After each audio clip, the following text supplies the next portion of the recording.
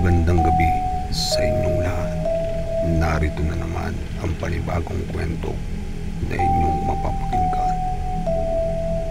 Itong kwento na ito ay pinamagatang Aswang sa Albay. May isang lugar na tinatawag ng mga taga roon na Sitio Banwa, Itom. Ayon sa matatanda, hindi basta-basta pumapasok ang mga tao roon tuwing gabi dahil dito raw nagtatago ang mga aswang na nagmumula pa sa iba't ibang panig ng Albay. Ang paligid ay puro matataas na punong abaka, kakawate at matatalim na damo na waribay nagtatakip sa kanilang mga sikreto. Ang simula ng kababalagan, isang gabi ng kabilugan ng buwan, dumating mula sa Maynila si Lando, isang binatang nawalan ng trabaho at napilitang umuwi sa kanilang baryo sa Ginobatan, Albay. Balak niya magsaka na lamang at tumulong sa tiyuhin niyang si Mang Cardo. Ngunit pagdating pa lang niya, agad siyang binalaan ng kanyang mga pinsan. Open quote, Kuya Lando, huwag kang gagala sa gabi. May mga aswang dito, hindi sila katang-isip, lalo na pag bilog ang buwan. Close quote. Hindi naniwala agad si Lando. Galing siya sa syudad at para sa kanya, puro pamahiin lang iyon. Ngunit makalipas ang ilang araw, may nangyaring kababalaghan. Isang buntis sa kabilang baryo ang natagpuang patay. Walang laman ang tiyan. Ang sabi ng mga nakakita, may bakas ng mahabang kuko at parang sinipsip ang laman loob. Ang unang pagkikita, isang gabi, habang pauwi si Lando mula sa bukid, nakarinig siya ng kakaibang tunog mula sa itaas ng puno ng nyog. Parang isang malaking ibon na may pakpak na kumakalabog. Nang itutok niya ang ilaw ng gasera, isang nilalang na may mapupulang mata at mahahabang dila ang bumaba, mabilis at biglaan. Si Lando ay muntik ng mabuwal sa takot. Ngunit bigla siyang tinawag ng isang matandang babae mula sa gilid ng daan, si Aling Rosa, na kilala bilang albularyo ng baryo. Open quote, Huwag kang tumakbo, huminga ka lang at humawak dito. Inabot ni Aling Rosa ang isang maliit na botelya ng langis. Ito'y lana ng niyog na itim, hindi sila makakalapit kung amoy nito ang katawan mo. Close quote. Nang naamoy ng aswang ang langis, nagngalit ito at lumipad palayo, naglaho sa dilim. Ang lihim ng baryo kinabukasan, dinala ni Aling Rosa si Lando sa kanyang bahay at ipinagtapat na ang baryo nila ay matagal ng ginagambala ng mga aswang. Ang pinuno raw nito ay isang babaeng nagngangalang Doña Iska, isang matandang nakatira sa isang lumang bahay na bato sa gitna ng kakahuyan. Sa araw, isa lamang siyang mabait at tahimik na matanda. Ngunit sa gabi, nagiging ubod ng lakas at naglilipad na halimaw na kumakain ng laman loob ng tao. Maraming beses na raw silang nagtangkang sugpuin ito, pero laging may bumabalik na mas marami pang aswang. Parang may sumpa ang lugar. Ang pag-atake. Dumating ang gabing kinatatakutan ng lahat, fiesta ng mga kalag ayon sa mga matatanda. Sa gabing iyon, nagtitipon-tipon ang mga aswang sa ilalim ng buwan upang magsalo-salo sa laman ng kanilang biktima. Nakakita si Lando ng kakaibang liwanag mula sa kahuyan. Sinundan niya ito at natagpuan ang isang clearing kung saan naroon ang 12-12 ng aswang. May mga nag-anyong aso, baboy at iba pang hayop, ngunit sa gitna naroon si Doña Iska. Ang kanilang pinuno, nakataas ang kamay, nakaputi, ngunit mga mata ay kumikislap ng pula.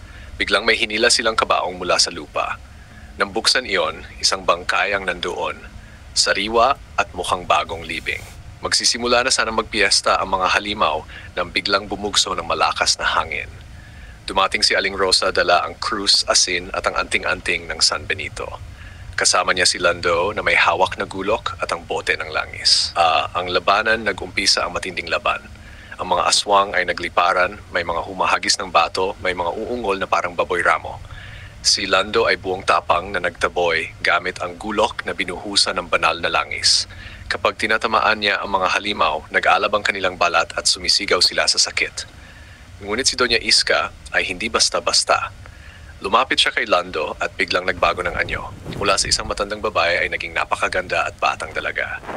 Bumulong siya. Open quote, Lando, sumama ka sa amin, yaman, lakas at buhay na walang hanggan ang kapalit. Close quote. Muntik nang bumigay si Lando, ngunit naalala niya ang kanyang pamilya at ang mga biktima ng mga halimaw.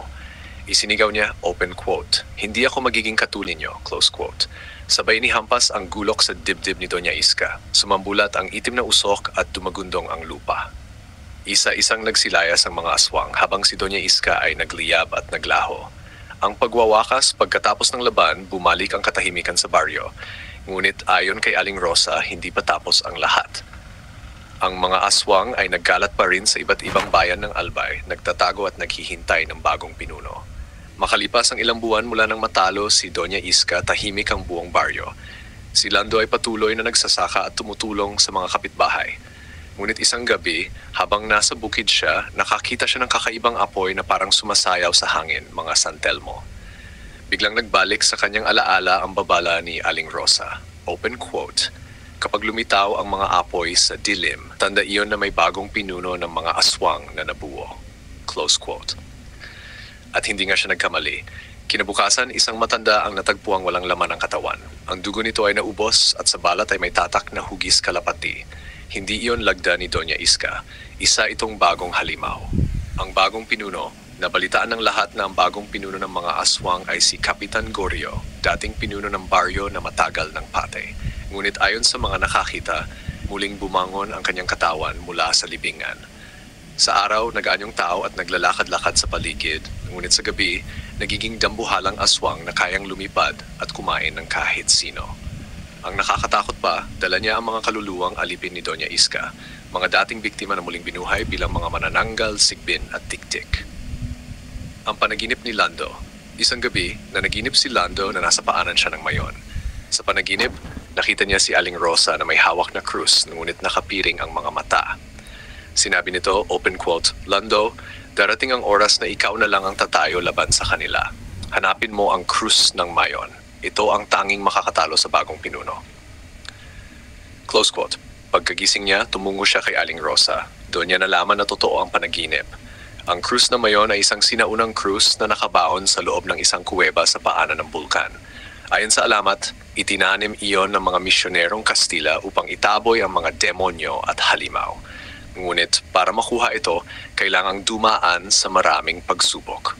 Ang paglalakbay, nagsimulang maglakbay si Lando kasama ang ilang matapang na kataan ng baryo. Tumawid sila sa makakapal na kagubatan, sa ilog na tila may mga matang nakamasid at sa mga batong gumugulong na parang may sariling buhay. Sa ikatlong gabi, habang nagpapahinga sila sa loob ng kuweba, biglang may mga dumating na nilalang na mistulang mga bata, pero mapupula ang mata at matutulis ang ngipin. Ito ang mga batang aswang, mga kaluluwang bata na isinakripisyo ni Kapitan Goryo. Halos mabaliw sa takot ang mga kasama ni Lando, ngunit nagawa niyang itaboy ang mga ito gamit ang langis ni Aling Rosa at dasal na itinuro sa kanya. Sa pinakaloob ng kuweba, natagpuan niya ang isang malaking krus na yari sa bato, nakabaon sa lupa at kumikislap ng malaputing liwanag. Nang hawakan niya ito, isang matinding puwersa ang dumaloy sa kanyang katawan. Ang huling labanan. Pagbalik nila sa baryo, dinatnan nilang nagsimula na ang pananalasa ng mga aswang. Ang mga bahay ay winawasak, ang mga tao ay hinahatak palabas at kinakain.